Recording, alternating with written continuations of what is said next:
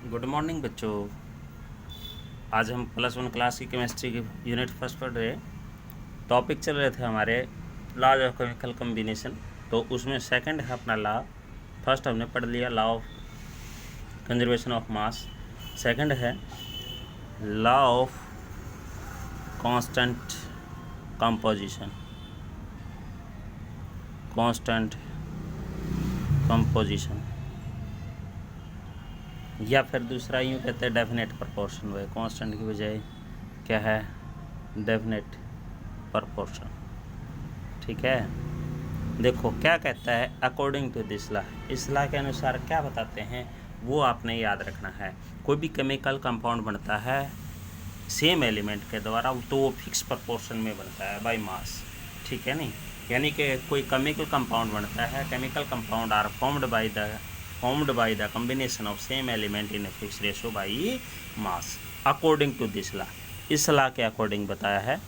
According to this law, इस law के according to this law a chemical compound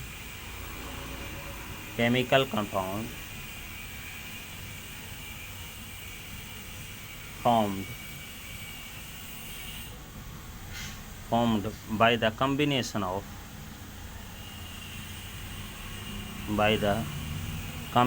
of same element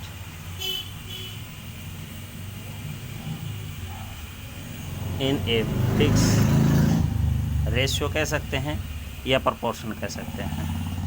ठीक है, fix proportion by mass या fix ratio by mass, यानी मास के fix ratio में same element का कॉम्बिनेशन होगा तो उसको क्या बोलते हैं लॉ ऑफ कांस्टेंट कंपोजिशन। ये कहता है कि इसकी एक लिमिटेशंस है सबसे बड़ी। क्या है लिमिटेशंस में, क्योंकि ये कहता है कि इसने कहा कि सेम एलिमेंट जो हैं वो आपस में कंबाइंड होंगे और किसी न किसी फिक्स रेशियो बाई मास में।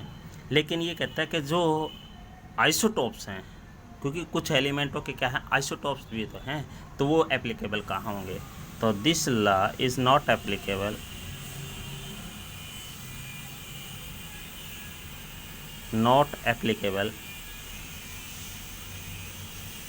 इफ़ यदि एन एलिमेंट कोई एलिमेंट जो है element exist in different isotope, यदि आइसोटोप में डिफरेंट की फॉर्म में आइसोटोप्स की फॉर्म में पाया जाता है तब ये एप्लीकेबल नहीं होता। तो स्पेशल याद करनी है आपने ये लिमिटेशंस।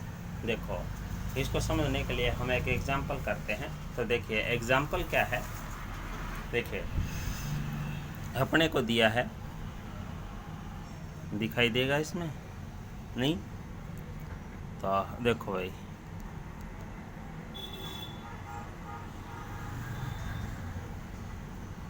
मैं पढ़ के सुना देता हूँ, इसमें आपको दिखाई कम दे रहा है। देखिए एग्जांपल पढ़िए, 6.488 gram of the lead combine, यानी कि इसका मतलब क्या हुआ कि लेड जो है कंबाइन डायरेक्टली विद, यानी कितने ग्राम दिया था 6.488 ग्राम भाई। ठीक है, विद 1.002 ग्राम ऑफ ऑक्सीजन, यानी कि ऑक्सीजन के साथ कंबाइंड हुआ जिसकी वैल्यू दी है 1.002 ग्राम टू फॉर्म लेड पर ऑक्साइड। क्या बना देता है लेड पर ऑक्साइड। ठीक है, लेड पर ऑक्साइड, तो लेड पर ऑक्साइड बना दिया। Lead peroxide is also produce by heating lead nitrate. तो कहता है कि दूसरी कंडीशन दे दी, ये तो पहली कंडीशन थी।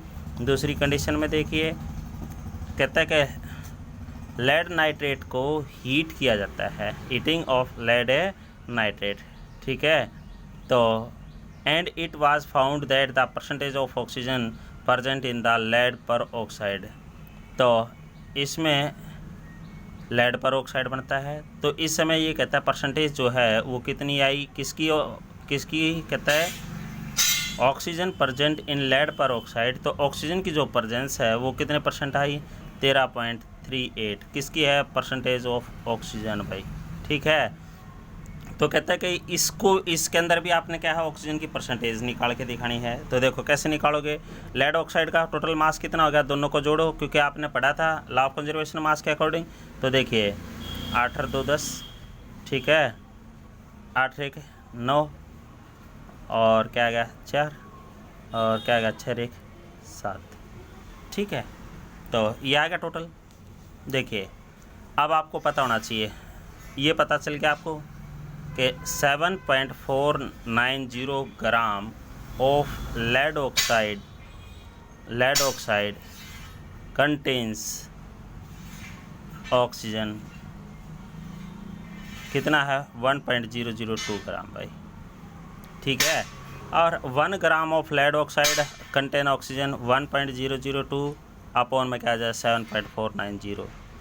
ठीक है, और 100 ग्राम कंटेन्स, क्योंकि 100 ग्राम में क्या आ जाएगा 002 7.490 मल्टीप्लाई 100। तो इसको काटोगे तो इसका मतलब अप्रोक्सीमेटली ये आ जाएगा 13.38%। तो दोनों में क्या आ गया, ऑक्सीजन की परसेंटेज कितनी आ गई 13.38।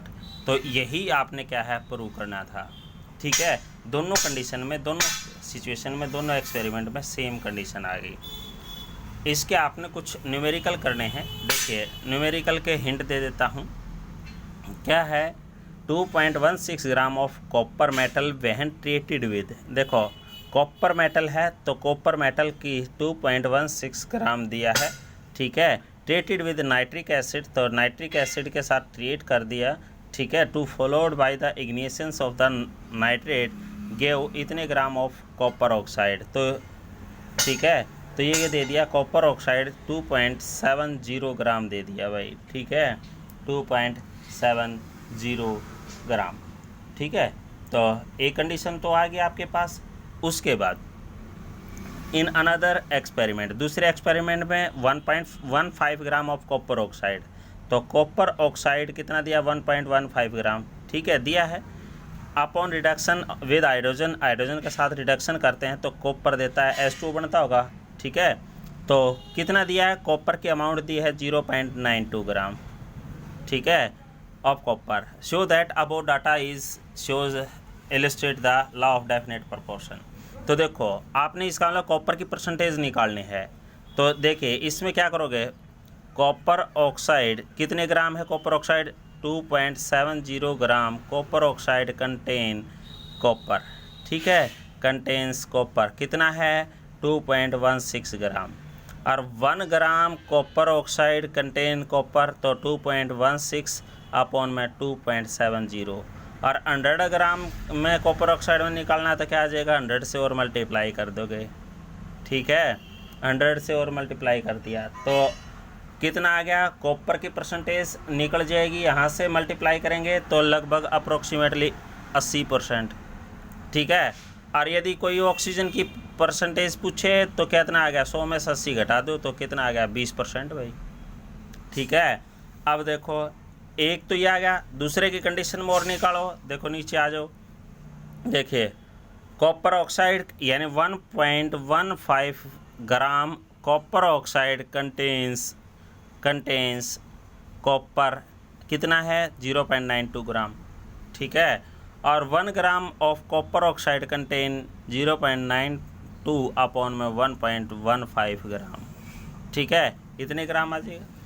तो दूसरी बात, अब बात चल पड़ी कहते हैं कि 100 में निकालना है तो 100 से मल्टीप्लाई कर दो, 0.92 अपॉन 1.15 मल्टीप्लाई में 100, तो ये भी अप्रॉक्सीमेटली कितना आ जाएगा 80%। तो कॉपर की परसेंटेज इसमें भी कितनी आएगी 80%। ठीक है, 80%, और उसमें भी 80% आया था। तो इट मीन्स इसका मतलब क्या हुआ, ये किसको लॉ ऑफ कांस्टेंट कंपोजिशन या प्रोपोर्शन को शो करता है। ठीक है, दूसरा क्वेश्चन देखिए, आपने करके देखने हैं। Silver chloride is prepared, silver chloride prepare करना है। Dissolve 0.5 gram of silver wire in nitric acid, तो कोई सिल्वर वायर है वो नाइट्रिक एसिड में, ठीक है, डिजोल्व कर दिया। और कितने ग्राम है 0.5 gram silver. Adding excess of hydrochloric acid, hydrochloric acid की एक्सेस अमाउंट होगी टू फॉर्म सिल्वर नाइट्रेट। ठीक है, प्लस सिल्वर क्लोराइड, और सिल्वर क्लोराइड की जो अमाउंट है वो कितनी दी है, separated and dry the weigh of silver chloride 0.66 gram. ठीक है, तो देखो 0.66 gram silver chloride contains silver कितना है 0.5 ग्राम। अब निकाल सको हो 1 ग्राम का तो 0.5 ग्राम अपॉन में 0.66 और 100 के लिए क्या आ जाएगा मल्टीप्लाई में 100, तो जो आ जाए वो। दूसरी कंडीशन इसने दी है heating of 1 gram of silver metal, ठीक है, in a current of dry chlorine gas. 1 gram silver जो है, 1 ग्राम सिल्वर जो वायर है, ठीक है, वो किसके साथ है, ड्राई क्लोरीन गैस यानी Cl2 के साथ, ठीक है। Till the metal is completely converted into the chloride, तो मेटल जब तक क्लोराइड में कन्वर्ट नहीं हो जाती तब तक इट इज़ फाउंड वे इसका 1.3 ग्राम आ गया, ठीक है। तो आपका इसमें भी सिल्वर की कंपोजिशन निकाल लो, तो silver 1.32 gram of silver chloride contains silver कितना है 1 ग्राम भाई। 1 ग्राम सिल्वर क्लोराइड कंटेन 1/1.32 भाई, और 100 के लिए क्या आ जाएगा मल्टीप्लाई में 100 भाई। इसकी कंपोजिशन निकाल लेना, दोनों के लिए सेम आ जाएगी, तो इट मीन्स इसका ये क्या है illustrate the law of composition, यानी कि लॉ ऑफ कांस्टेंट कंपोजिशन को शो करता है, ठीक है। Thank you.